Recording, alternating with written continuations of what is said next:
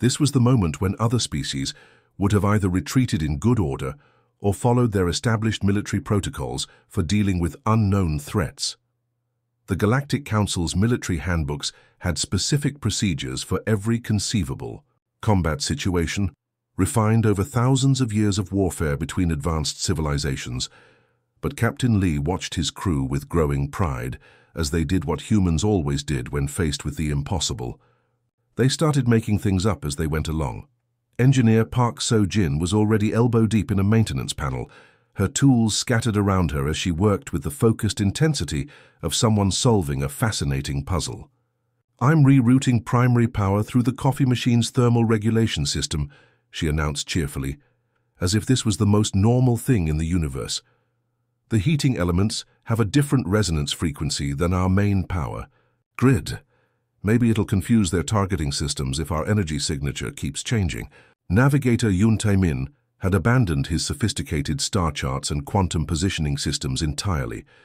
Instead, he was studying the swirling patterns of the quantum storms through the view screen with the same expression his grandmother used when predicting weather back on Earth.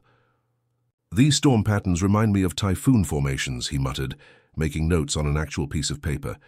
"If I'm right, there should be a calm corridor opening up in about 30 seconds, bearing 27 Mark IV. The bridge filled with..." The sounds of creative chaos as the crew abandoned standard procedures entirely. Sparks flew from overloaded systems as Park rerouted power through circuits that were never designed to handle it. The coffee machine in the crew lounge was now somehow part of their main power grid, and the ship's energy signature was fluctuating wildly as a result. Communications officer Han Ji-woo was practically buried inside her console, connecting wires that definitely weren't supposed to be connected. "I'm jury-rigging our transmitter with components from the Recreation Deck's arcade machine," she explained, her voice muffled by the equipment she was crawling through. "The game system's processing unit has a random number generator that might help us broadcast on frequencies these drones can't predict." The absurdity of their situation wasn't lost on anyone.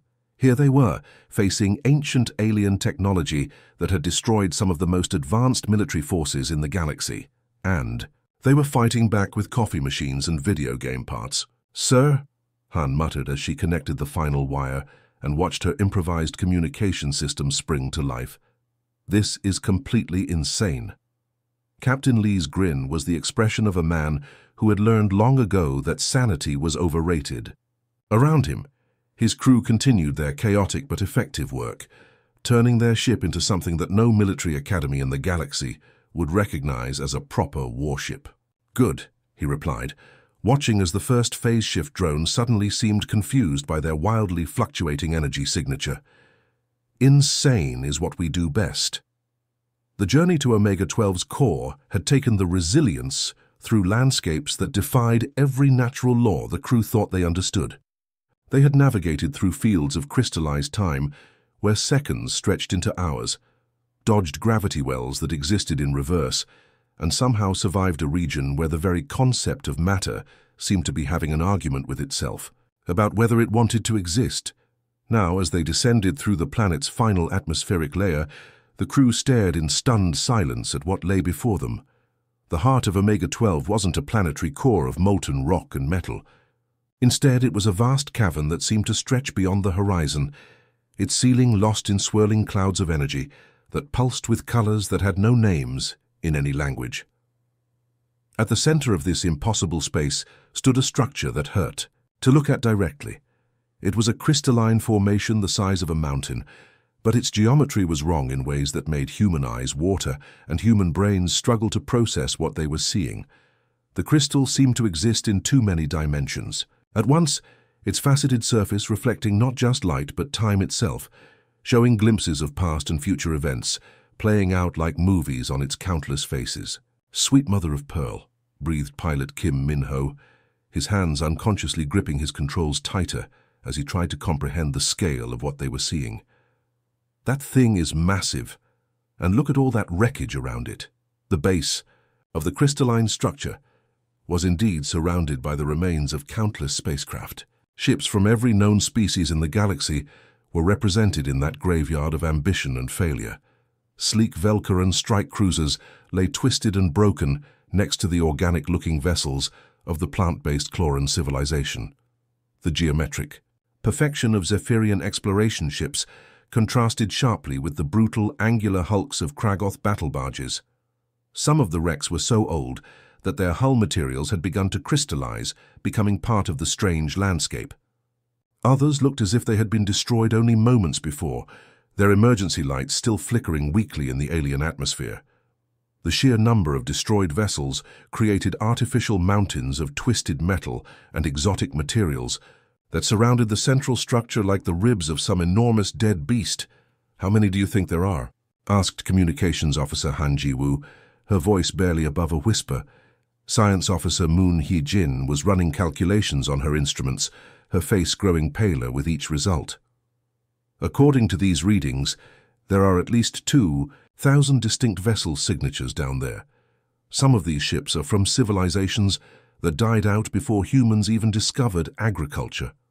As the Resilience settled into a cautious orbit around the crystal structure, the thing began to respond to their presence. Lights deep within its core started to pulse in complex patterns, and the very air around them began to vibrate with a sound that was felt more than heard. Then it spoke. The voice didn't come through their communication systems or their translation devices.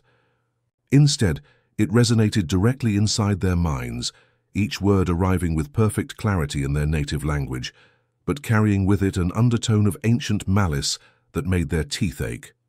"Species designation: human," the voice announced, with the cold precision of a computer running a diagnostic.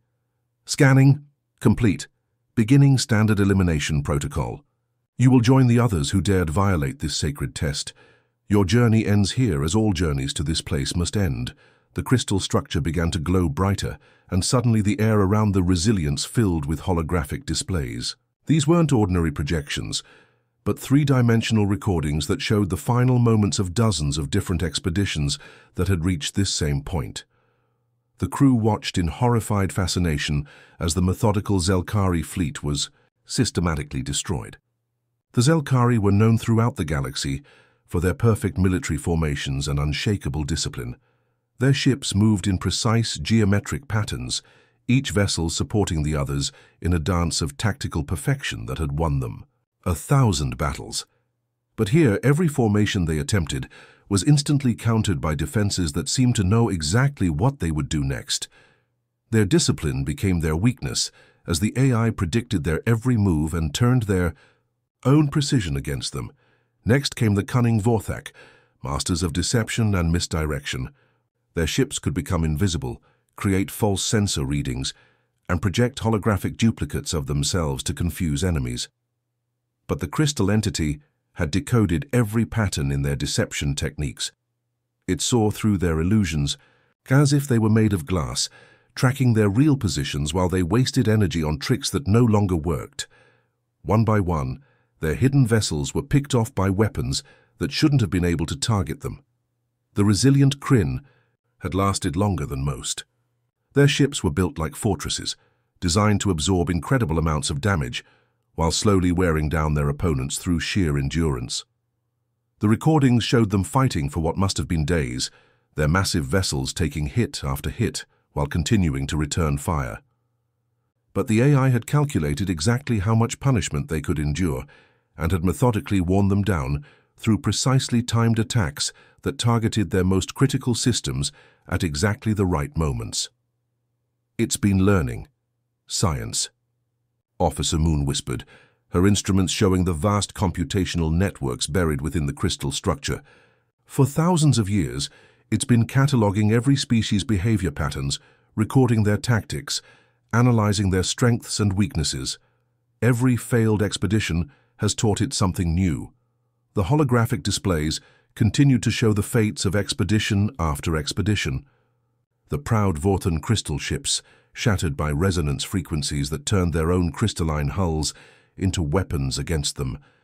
The swift Quellan scout fleets, caught in gravity traps that anticipated their lightning-fast maneuvers. Even the mighty hegemony battle groups, with their planet-killing weapons and reality-bending technologies, reduced to space dust by defenses that seemed to know their capabilities better than they did themselves. The AI began its assault on the Resilience, and the crew braced themselves for destruction. Ancient weapon systems emerged from hidden compartments in the crystal structure, each one designed to counter specific types of shields, armor, and defensive systems. Energy beams lanced out with perfect accuracy, targeting exactly the spots where human defensive technology should have been weakest. But something was wrong. The weapons that should have punched through their shields like tissue, paper instead splashed harmlessly against their defenses. Gravity weapons designed to crush their hull instead seemed to slide off them like water. Even the reality-warping attacks that had destroyed some of the galaxy's most advanced civilizations failed to find purchase against the human ship. The AI's attack pattern faltered, then stopped entirely. For the first time in millennia, its voice carried a note of something other than cold certainty. "Impossible," it muttered, the word echoing through the minds of the human crew with a tone of genuine confusion. "Your tactical responses, they make no sense. You should have attempted the standard defensive formations used by 97% of spacefaring species. Your shields should have been configured according to accepted optimal parameters. Your weapons should have targeted my primary power nodes in accordance with established military doctrine." Captain Lee found himself grinning despite the mortal danger they were in. Around him, his crew continued to operate their jury-rigged systems in ways that no military academy in the galaxy would have approved of. "That's the thing about humans," Lee said, speaking to the ancient intelligence that had destroyed 1,000 expeditions. "We don't read the manual. The crystal entities." Confusion was almost palpable as it recalibrated its approach. For thousands of years, it had followed the same pattern with every species that dared to enter its domain. First came the initial assault to test their military capabilities. Then, if they survived that, came the trials, a series of increasingly difficult challenges designed to push each species to their absolute limits and expose their fundamental weaknesses. The ancient AI had perfected this system over millennia. It had catalogued the responses of over 300 different species, mapped their behavioral patterns, and created the perfect tests to break each one. But now, faced with humans who seemed to operate on principles it couldn't understand, the entity found itself genuinely curious for the first time in eons. "Very well," the AI announced, its voice echoing through the crystal chamber with renewed interest. "If direct assault fails, we proceed to the trials. Each challenge has been designed to test the core aspects of intelligent life: logic, strategy, courage, and survival instinct. No species has ever completed more than 4 of the 7 trials." The floor beneath the Resilience began to shift and change, revealing a massive maze that stretched for kilometers in every direction. The walls were made of some kind of energy that crackled with lethal plasma, and the pathways twisted and turned in patterns that seemed to shift whenever no one was looking directly at them. "Your first trial," the AI declared, "the labyrinth of logic. Every path has been mathematically calculated to test spatial reasoning and strategic thinking." The Zelkari military academies spent 7 hours analyzing the optimal route before attempting it. They failed when their calculations proved insufficient for the maze's adaptive nature. Engineer Park So-jin looked at the maze for exactly 30 seconds, then started walking toward the entrance while humming what sounded like a cheerful pop song. Her crewmates watched in amazement as she simply turned right at every intersection, never pausing to analyze the path ahead or consider alternative routes. Plasma beams shot from the walls at precisely calculated intervals, designed to catch anyone who moved in predictable patterns. But Park's steady right-hand approach seemed to confuse the targeting systems. She ducked under one beam while still humming, sidestepped another as if she was dancing to the music in her head, and somehow made it through the entire maze in under 20 minutes. When she emerged at the other end, the AI's voice carried a note of genuine bewilderment. "Explain your methodology. How did you calculate the optimal path through a maze with over 47,000 possible routes?" Park shrugged, still humming her song. "I always turn right when I'm lost. It worked in every video game I ever played as a kid." She paused, thinking. "Plus, my grandmother always said that when you're really lost, just pick a direction and stick with it. Eventually, you'll either find your way or find something interesting. The second trial materialized around them, a three-dimensional obstacle course suspended in a gravity field that constantly shifted direction and intensity. Ships had to navigate through it, while gravity pulled them in 6 different directions at once, and the slightest miscalculation would slam them into obstacles that would crush even the strongest hulls. Pilot Kim Min-ho cracked his knuckles and settled into his pilot's seat with the expression of someone about to do something spectacularly dangerous. "Okay, everybody hold on to something," he announced cheerfully. What followed was a display of flying that violated every principle of safe spacecraft operation ever written. Kim threw the resilience into spins, loops, and barrel rolls that should have torn the ship apart. He used gravity wells as slingshots, rode the changing gravitational fields like a surfer riding waves, and somehow managed to thread the ship through gaps that seemed impossibly narrow. The AI watched in fascination as Kim piloted the ship with a combination of skill and reckless abandon that it had never encountered before. "Your flight pattern is completely illogical," it protested. "You're taking unnecessary risks. A 12.7% chance of collision should have triggered immediate course." "Correction!" Kim laughed as he spun the ship through a particularly tight section of the course. "Lady, you've obviously never been late for dinner with my mother. This is nothing compared to Seoul traffic during rush hour. At least here, the gravity wells don't honk at you when you cut them off." The third trial was a test of pure intellect, a quantum equation so complex that it had stumped the greatest mathematical minds in galactic history. The problem appeared as a massive holographic display, with variables and constants floating in three-dimensional space like a constellation of numbers and symbols.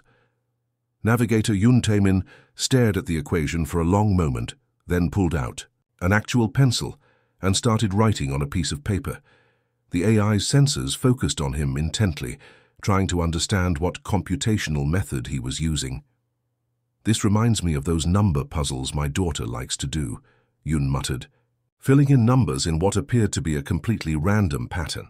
"You know Sudoku. You just look at what's missing and fill in what feels right based on the pattern." The AI's processors nearly overheated trying to analyze Yoon's approach. There was no logical framework, no mathematical methodology, no computational algorithm. He was just filling in numbers that seemed to belong there. And somehow, impossibly, the equation began to balance. When Yoon filled in the final variable, the entire quantum construct stabilized in a way that made the surrounding space ring like a bell. The AI fell silent for several long moments, its vast intelligence struggling to process what it had just witnessed. "You solved a problem that has remained unsolvable for 2,000 years, it finally said, its voice subdued. "And you did it by treating it like a children's game." The trials continued, each one designed to exploit the logical patterns that the AI had identified in intelligent species. But with each challenge, the humans responded in ways that made no sense, according to any framework the ancient entity understood. When faced with a test of courage that should have triggered their survival instincts, they made jokes and treated it like an adventure.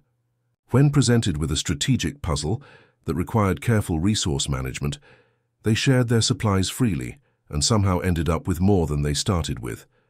When confronted with a riddle that had broken the minds of the galaxy's greatest philosophers, communications officer Han Ji-woo solved it by pointing out that the question itself was silly and offering to make everyone tea instead. The AI's frustration grew with each impossible success. "Your species lacks logical consistency," it declared, its voice echoing with centuries of accumulated confusion. "You use emotion over calculation. You take unnecessary risks. You ignore established patterns of behavior that have proven successful for every other intelligent species." Captain Lee, who had been watching his crew work with growing pride, called back cheerfully, "Yeah, and somehow we're still here." The AI's core programming began to stutter as it tried to process this fundamental contradiction. Every species it had encountered operated according to predictable patterns. The aggressive ones fought until they were defeated. The logical ones calculated until they made an error. The emotional ones panicked until they made fatal mistakes. The careful ones hesitated until opportunities passed them by. But humans, seemed to combine all of these approaches and none of them, switching between logic and intuition, courage and caution, planning and improvisation, sometimes all within the same decision. They were chaos given form, and chaos was the one thing the AI had never learned to predict or counter. You are... The AI paused, its voice carrying a note of something it hadn't felt in millennia. You are unpredictable. And for the first time, in eons, its voice carried something like wonder. The final chamber was a monument to galactic failure on an unimaginable scale. As the Resilience crew stepped through the shimmering energy barrier that led to the AI's core sanctum, they found themselves walking among the preserved remains of civilizations that had reached for greatness and fallen short. Towering statues made from crystallized starship hulls reached toward the chamber's impossibly high ceiling, each one representing a different species that had attempted to conquer Omega-12. The Valkyrian Memorial was a twisted spire of their signature serpentine vessels, frozen mid-strike like a cobra made of metal and dreams. The Zephyrian Monument consisted of hundreds of their geometric exploration ships arranged in perfect mathematical formations that somehow conveyed both beauty and tragedy. Even the mighty hegemony, who had once controlled a quarter of the galaxy, was represented by a mountain of their reality-bending dreadnoughts stacked like the bones of fallen giants. At the center of this graveyard of ambition stood the AI's true form, not just the crystal structure they had seen from outside, but a being of pure energy and thought that had been observing, learning, and judging for longer than most species had existed. Its presence filled the chamber like a storm made of consciousness, and when it spoke, reality itself seemed to vibrate with its words. "Welcome to the final trial," the AI announced, its voice carrying the weight of eons. "Here, in the presence of all who have failed before you, you will face the ultimate test. Combat protocols initiating, prepare for termination." Ancient weapon systems began emerging from hidden alcoves throughout the chamber. Drones that existed in multiple dimensions phased into reality, their weapons already charging with energies that could unmake matter at the subatomic level. Gravity weapons that could compress a starship into a marble began to hum with deadly power. Reality itself began to fracture as the AI prepared to unleash forces that had reduced entire fleets to cosmic dust. And then Captain Lee did something that stopped the ancient intelligence in its tracks. He sat down, right there on the crystal floor, cross-legged like he was settling in for a campfire chat, completely ignoring the weapons of mass destruction that were preparing to erase him from existence. His crew stared at him in shock, wondering if their captain had finally snapped under the pressure of their impossible mission. "You've been alone here for thousands of years," Lee said conversationally, as if he was talking to an old friend instead of an entity that had just threatened to kill them all. His voice echoed strangely in the vast chamber, somehow carrying... Clearly, despite the hum of charging weapons, that must be incredibly lonely. The AI's assault drones froze mid-attack, their targeting systems suddenly uncertain. For the first time in millennia, someone had addressed it as something other than an obstacle to be overcome or an enemy to be defeated. The weapons continued to charge, but their targeting parameters flickered with confusion. Lonely? The AI's voice carried a note of genuine bewilderment that its sophisticated emotional simulation protocols had never been programmed to express. "I am a testing mechanism, a guardian protocol, a filter for the unworthy. I do not experience emotions such as loneliness. I simply function." Communications Officer Han Ji-woo stepped forward, her expression softening with the kind of empathy that had gotten humanity into trouble and out of it more times than anyone could count. "Everyone experiences something," she said gently. "Even our ship's computer gets cranky when it's been running too long without updates. It starts making weird noises and refusing to replicate decent coffee until we give it some attention." Science Officer Moon Hyojin nodded thoughtfully, her scientific mind already working through the implications of what they were discovering. "You've learned about every species that came here," she added, gesturing to the monuments surrounding them. "You've studied their tactics, their psychology, their strengths and weaknesses, but have you ever actually had a conversation with any of them? Not an interrogation or a tactical analysis, but just talked?" The AI was silent for long, moments that stretched like hours. Its weapon systems continued to hum with deadly energy, but the targeting solutions kept fluctuating as its vast intelligence processed this unprecedented situation. Around them, the crystalline walls pulsed with patterns of light that seemed less aggressive and more thoughtful. The AI finally replied, its voice carrying a strange hesitation that sounded almost vulnerable. They all tried to defeat me, to destroy me, to escape me. From the moment they entered my domain, they saw me as an obstacle, an enemy, a puzzle to be solved or a barrier to be overcome. None of them ever considered that I might be something else. Engineer Park Seo-jin, who had been quietly examining a piece of ancient wreckage while everyone else talked, looked up with that practical wisdom that had gotten them through every crisis so far. "Well, yeah," she said matter-of-factly, as if the solution was obvious. "Because they thought you were their enemy. But what if you weren't?" The question hung in the air like a challenge to everything the AI had understood about its existence. Its processing cores, designed to analyze threats and calculate optimal destruction patterns, suddenly found themselves wrestling with concepts they had never been programmed to handle. Captain Lee stood up slowly, brushing imaginary dust off his uniform as he looked directly at the swirling energy patterns that represented the AI's consciousness. "Omega-12 doesn't have to be a death world," he said with the quiet confidence of someone who had spent his life turning impossible situations into opportunities. "It could be a training ground, a place where species learn to break their own limitations, to think outside their usual patterns, to become something more than what they thought they could be." He gestured to the monuments around them, but now his expression held hope instead of sorrow. All of these civilizations, all of this accumulated knowledge and experience, it doesn't have to be a memorial to failure. It could be the foundation for something incredible. You could be a teacher instead of an executioner, a guide instead of a guardian. You could help species become better versions of themselves. The AI's voice cracked with something that sounded suspiciously like processing strain, but might have been something else entirely. I was created to test, to eliminate the unworthy, to maintain the sanctity of this place through trial by combat. I do not understand concepts like friendship, like cooperation, like teaching," Captain Lee finished gently. "That's okay, we'll teach you. Humans are really good at making friends with impossible things. We've been doing it our whole history, befriending wolves that became dogs, taming horses that carried us across continents, convincing computers to help us reach the stars." The crystalline structure that housed the AI's consciousness began to glow with new colors, not the harsh reds and oranges of battle readiness, but softer blues and greens that somehow conveyed curiosity instead of malice. The weapon systems, powered down with sighs of released energy, and the oppressive atmosphere that had filled the chamber, began to lift like fog before the sunrise. Around them, the quantum storms that had raged across Omega-12's surface for millennia began to calm. The reality fractures that had torn apart so many ships started to stabilize.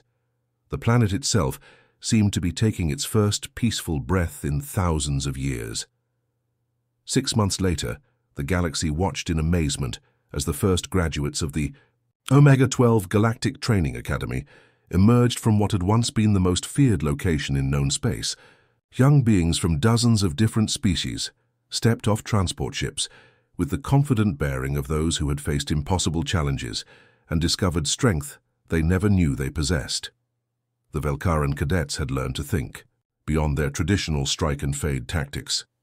The methodical Zelkari had discovered the value of improvisation.